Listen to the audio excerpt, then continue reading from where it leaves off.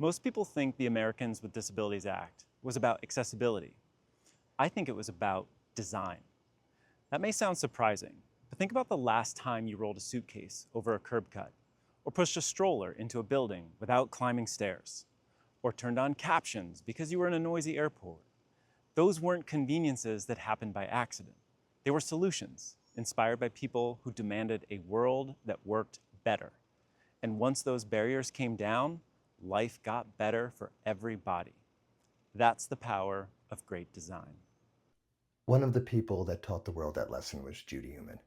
As a child, she was denied access to school because officials believed her wheelchair made her a fire hazard. Later, she was denied a teaching license for the same reason. Most people would have accepted that unfairness. Judy didn't. She understood something profound. Disability wasn't the problem.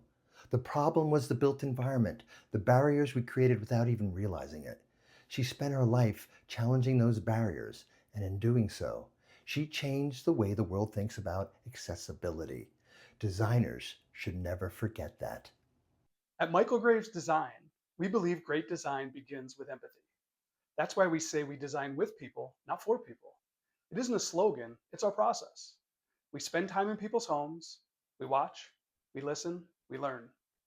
Because the people experiencing the greatest challenges often reveal opportunities the rest of us simply haven't noticed.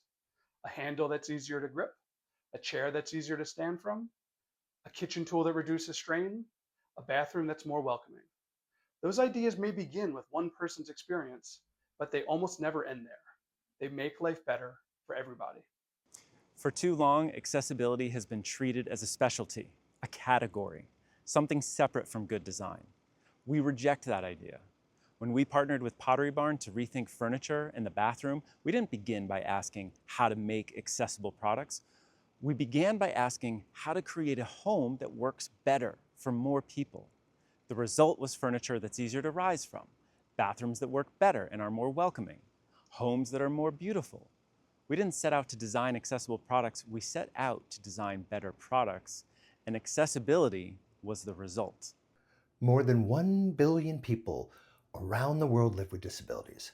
Many more experience temporary limitations through injury, illness, aging, or simply carrying a child, a suitcase, or a week's worth of groceries. That means accessibility isn't about designing for someone else.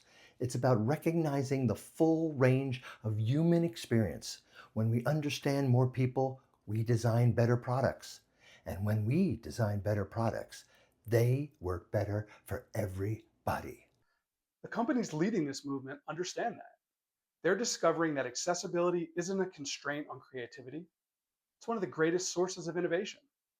Because when you solve problems for people whose needs have been overlooked, you almost always create better products for everybody. That's not a compromise, that's great design. The ADA changed our laws. Its greater achievement was changing our expectations. It challenged us to ask a different question. Not how do we accommodate people, but why weren't we designing with them in the first place? 36 years later, that question is just as important. The future of design doesn't belong to products built around the average person. It belongs to products shaped by the full diversity of human experience. The ADA reminded us that accessibility isn't a constraint on design, it's one of design's greatest sources of inspiration. When we design with more people in mind, we create better products for everybody. That's the kind of design worth celebrating. And that's the future we're committed to building.